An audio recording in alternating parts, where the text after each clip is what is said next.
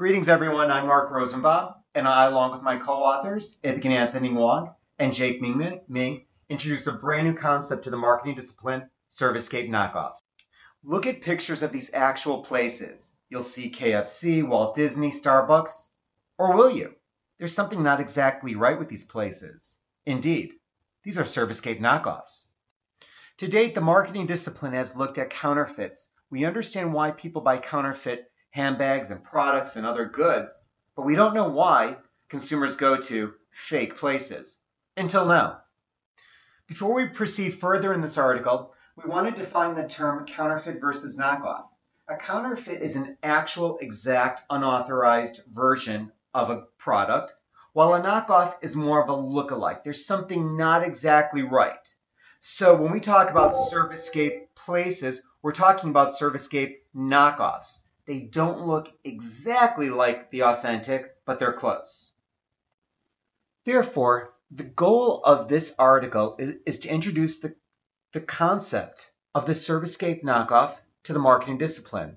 And to date, we're probably the first researchers that we know that have actually explored this topic in full detail and really tried to develop a theory as to why consumers would actually patronize Servicescape knockoffs.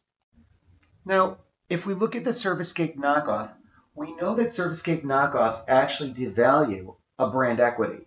They confuse customers, and they actually they harm an organization who's invested a great deal amount of money in trademarks and Servicescape designs.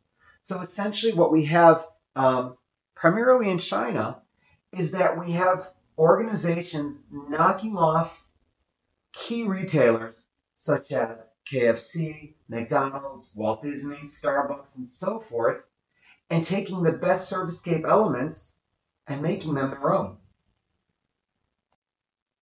In the JBR article, my authors and I use grounded theory methodology to put forward a new theory, a theory that is a proposed framework of why consumers choose authentic and inauthentic service and retail establishments. Again, it's the first time that anyone in the marketing discipline has used grounded theory to achieve this objective, and we think that the grounded theory is such that many authors can actually expand upon this research and probably engage in empirical research in the future.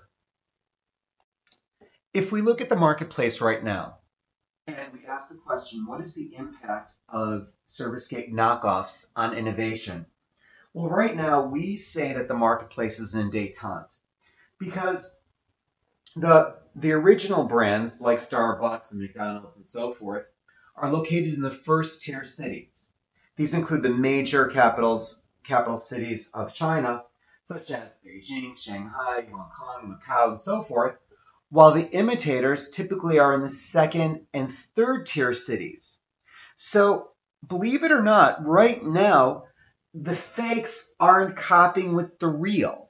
Now, this could be a problem in the future, but for the moment, there is détente.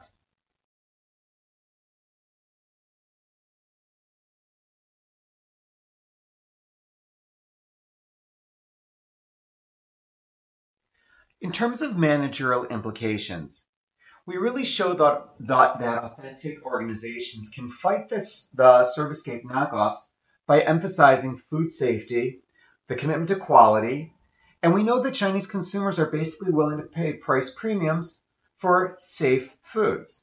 But again, I just want to reiterate that at this time, the fakes are in the second and third tier cities, and the original companies are headquartered in the first tier, so there isn't intense competition right now. One note, in the article, we suggest that authentic companies may want to consider the inauthentic companies as possible joint venture partners. After all, these companies understand the business.